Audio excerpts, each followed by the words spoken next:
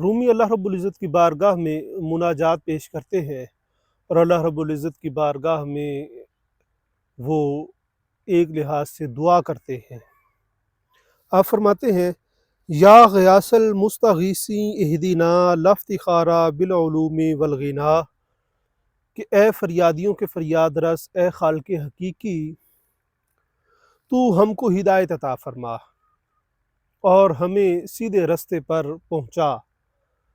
ہدایت دو طرح سے ہے کہ ایک ہدایت کا مطلب ہے ارات الطریق، کہ رستہ دکھا دینا، دوسرا ہے ایصال الی المطلوب، کہ جو منزل مقصود ہے وہاں تک چھوڑ کے آنا۔ تو آپ فرماتے ہیں یا غیاث المستغیثی اہدنا، کہ اے خالق حقیقی، اے فریادیوں کے فریاد رس، جس طرح فریاد کرنے والے بندے کی فریاد سن کے اس کی تکلیف دور کی جاتی ہے، اسی طرح سے ہم تیری بارگاہ میں فریاد کرتے ہیں کہ تو ہمیں ہماری منزل مقصود پر پہنچا، وہ صراط مستقیم جو تو فرماتا ہے، اس صراط مستقیم پر ہم اپنی مرضی سے چل بھی نہیں سکتے، تو ہمیں نہ صرف اس پہ چلا بلکہ ہمیں منزل مقصود تک پہنچا۔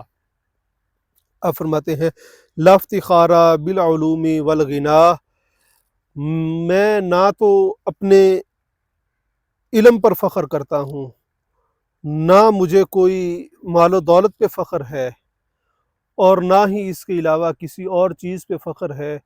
اگر کسی چیز پہ فخر ہے تو وہ صرف اور صرف تیری ذات ہے، تو خالق حقیقی ہے، تو وحدہ لا شریک ہے، اور تیری ذات کے اوپر ہی سارے کا سارا دار و مدار، سارے کا سارا بھروسہ ہے۔ لہٰذا جب تو مہربانی فرمائے گا تو پھر سارے کے سارے معاملات آسان ہو جائیں گے۔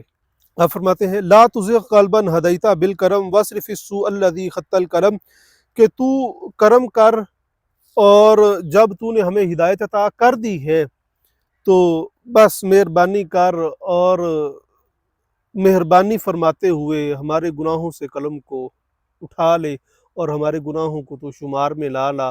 تیری رحمت بڑی وسیع ہے، تو بہت مہربان ہے اور بہت ہی وسیع رحمت والا ہے، لہٰذا تو ہماری خطاؤں کو ان سے درگزر فرما، عفو فرما، جیسے فرمایا گیا نا واعف عنا واغفر لنا، تو درگزر فرما اور ہمیں بخش دے۔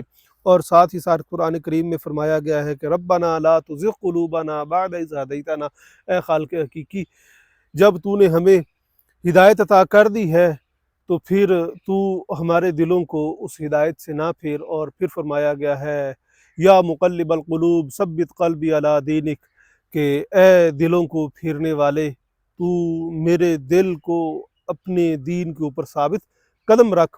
رومی فرماتے ہیں کہ پس تو کرم کر، اور جو تو نے ہمیں ہدایت عطا فرمائی ہے اس ہدایت کے اوپر ہمارے دلوں کو بھی ثابت قدم رکھ، اور برائی کو پھیر دے، اور مہربانی فرماتے ہوئے گناہوں کو مٹا دے۔ آپ فرماتے ہیں بغضراں از جان ما سوء القضا وامبر ما راز اخوان صفا، بری تقدیر کو ہم سے ٹال دے، کہ جو نقصان اور گھاٹے ہمارے نصیب میں لکھ دیے گئے ہیں ان کو تو ہم سے ٹال دے۔ وامبر ما راز اخوان صفا، ہمیں اپنے نیک بندوں میں شامل فرما، جو قرآن کریم میں فرمایا گیا ہے کہ ہر نماز میں ہم دعا کرتے ہیں کہ صراط الذین انعمت علیہم، کہ ان لوگوں کا رستہ جس پر تو نے انعام فرمایا ہے۔ اور پھر دوسری جگہ اللہ رب العزت نے فرمایا کہ وہ انعام یافتہ بندے کون ہیں، وہ نبی ہیں، صدیق ہیں، شہداء ہیں، صالحین ہیں۔ اور پھر فرمایا گیا ہے کہ میرے بندوں میں شامل ہو جاؤ، جنت میں چلے جاؤ گے۔ تو آپ فرماتے ہیں وامبر ما راز اخوان صفا، ہمیں اللہ رب العزت اپنے اہل صفا بندے جو ہیں، جو تیرے نیک بندے ہیں، ان سے جدا نہ کر، بلکہ ان میں ہمیں شامل ہونے کی توفیق عطا فرما، اور وہ توفیق تیری ذات بخش سکتی ہے۔ آگے آپ فرماتے ہیں تلخ تر از فرقت تو ہیچ نیست، تیری جدائی سے زیادہ کڑوی کوئی چیز نہیں ہے، کہ اگر تو ہم سے جدا ہو جائے گا، ہم تیرے بندوں سے جدا ہو جائیں گے، تو یہ ہمارے لیے سب سے مشکل چیز ہے، اور اس سے مشکل کوئی اور چیز نہیں ہے۔ بے پناہت غیر پیچا پیچ نیست، تیری پناہ کے بغیر، تیرے تعلق کے بغیر سب الجھن ہی الجھن ہے، سب پریشانی ہی پریشانی ہے۔ تو ہے تو ہم آسائش میں ہیں، سکون میں ہیں، پناہ میں ہیں۔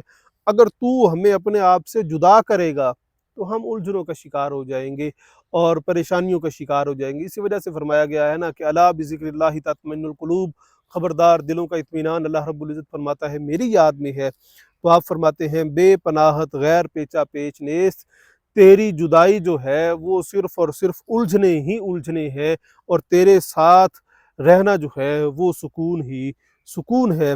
آپ آگے فرماتے ہیں رخت ما ہم رخت مارا راہزن، جسم ما مرجان مارا جامہ کن، کہ میرا سامان ہی میرا لٹیرا بن گیا ہے۔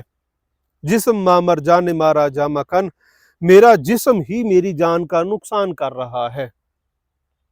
کہ تو نے ہاتھ سے سخاوت کا حکم دیا ہے، یہ تیری بارگاہ میں سخاوت نہیں کرتے۔ آنکھ کو حیا کا حکم دیا ہے، یہ حیا نہیں رکھتی۔ کان کو صفا کا حکم دیا ہے، یہ اسی طرح سے صاف باتیں نہیں سنتا۔ زبان سے جو گویائی ہے اس میں بھی تو نے کہا ہے کہ پاکیزگی ہونی چاہیے، یہ پاکیزہ بولتا نہیں ہے۔ تو آپ فرماتے ہیں کہ جو میرا جسم ہے وہی میری جان کا دشمن بن گیا ہے، اور اللہ رب العزت نے یہ قرآن کریم میں بھی فرمایا ہے کہ قیامت والے دن منہ پہ تالا لگا دیا جائے گا۔ الیوم نختم علی افواہہم، کہ ہم منہوں کے اوپر مہرے لگا دیں گے، اور ہاتھ پاؤں اور ہر جسم کا عضو جو ہے وہ بتائے گا کہ وہ کیا کرتا رہا ہے۔ رومی فرماتے ہیں دست ماچو پائے مارا می خورد، ہمارا ہاتھ ہی ہمارے پاؤں کو کھا رہا ہے، اور ہر چیز ایک دوسرے کے مخالف گواہی دے رہی ہے۔ میرے سارے کا سارا جسم جو ہے وہ میرے مخالف ہو چکا ہے۔ آپ فرماتے ہیں کہ پس ضرورت اس امر کی ہے تو ہمارے حال پہ رحم فرما اور ہمیں اپنے ساتھ جوڑ لے۔ زاں کے جاں چوں واصلے جانا نابود، وہ جان جو اپنے محبوب سے وصل حاصل نہیں کرتی وہ بے قرار رہتی ہے، اسی طرح سے ہم جب تک تیرا وصل حاصل نہیں کر لیتے ہم بے قرار ہیں۔ پتا ابد باخیش کو رستو کبود، قیامت تک وہ اندھی ہے، وہ بے نور ہے، وہ بے کار ہے، وہ فائدہ ہے، وہ کسی قسم کا کوئی فائدہ پہنچا ہی نہیں سکتی۔ جو جان تجھ سے جدا ہے، جو جان تجھ سے دور ہو جاتی ہے، وہ جان اندھی ہے اور وہ کوئی فائدہ نہیں پہنچا سکتی۔ آپ فرماتے ہیں چوں تو نہ دہی راہ جاں خود برداگیر، جب تک تو اپنا راستہ نہ دے دے اور ہمیں منزل مقصود تک نہ پہنچا دے۔ جہاں کہ بے تو زندہ باشد مردہ گیر، ہمارا زندہ رہنا بھی ایسے ہی ہے کہ جیسے ہم مردہ ہیں۔ قرآن کریم میں اللہ رب العزت نے خود فرمایا ہے کہ کیا وہ لوگ جو اندھیرے میں ہیں اور جو روشنی میں ہیں وہ برابر ہو سکتے ہیں؟ اللہ رب العزت نے فرمایا بس اسی طرح سے ایمان والے اور جو کافر ہیں ان کی مثال ہے کہ ایمان والے نور ہیں اور وہ نور میں ہیں، اور جو کفار ہیں وہ اندھیرے میں ہیں۔ اللہ رب العزت نے قرآن کریم میں ارشاد فرمایا ہے اللہ ولی الذین آمنوا یخرجہم من الظلمات الی النور، اللہ رب العزت مومنین کا مددگار ہے جو انہیں اندھیروں سے نکال کے اجالے کی طرف لے کے جاتا ہے۔ آپ فرماتے ہیں کہ جب تو ہمارا ہاتھ پکڑ کے ہمیں اجالے تک نہیں لے کے جائے گا تو ہماری زندگی جو ہے وہ زندگی نہیں